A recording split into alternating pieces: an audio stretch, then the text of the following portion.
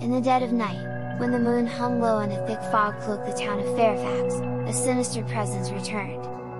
It was said that evil never truly vanquishes, and in this cursed town, that notion held true. The Bunnyman, a figure of dread whispered about in hushed tones, had terrorized Fairfax for generations.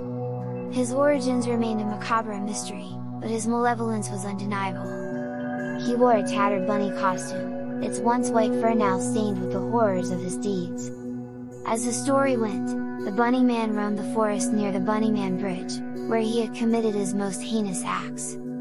It was a place of unspeakable horrors, a place where the living dared not venture. But on one fateful night, Sarah, a thrill-seeker drawn to the darkness, decided to uncover the truth.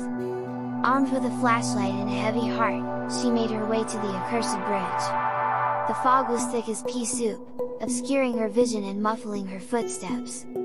The air was icy, and a shiver ran down her spine as she reached the bridge. Her flashlight's beam danced on the graffiti-covered walls, casting eerie shadows. Just as she was about to turn back, a rustling in the underbrush caught her attention. The Bunnyman's malevolent laughter, a haunting memory from the town's folklore, echoed through the night. It was as if the very darkness had come alive. The first jump scare came when Sarah's flashlight flickered and died. Panic gripped her as she fumbled for her phone, its feeble light revealing an ominous silhouette at the end of the bridge. The Bunnyman stood there, a grotesque figure in his ragged costume, his eyes twin voids of darkness. His laughter, a cruel symphony, surrounded her. "Welcome to my domain," he hissed, his voice a spectral whisper. Sarah's heart pounded in her chest as the Bunnyman approached, his footsteps muffled by the fog. He drew nearer, his malevolence palpable. She could see the twisted grin beneath his mask. As he lunged, Sarah's phone slipped from her trembling fingers, its light extinguished. She braced herself for the inevitable, but to her astonishment, the attack never came. Instead, the fog seemed to envelop the Bunnyman, swallowing him whole. His laughter grew distant, echoing through the night like a fading nightmare.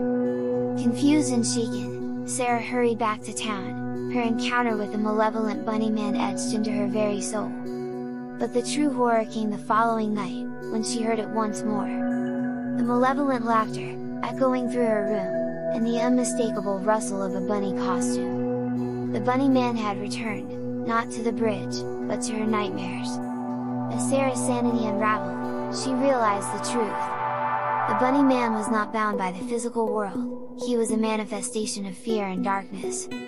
He could appear wherever fear resided, even within the recesses of her mind. And so, dear listeners, we conclude our tale of the malevolent Bunnyman returns. Beware, for the horrors we fear are not always external, sometimes, they are the demons we carry within us.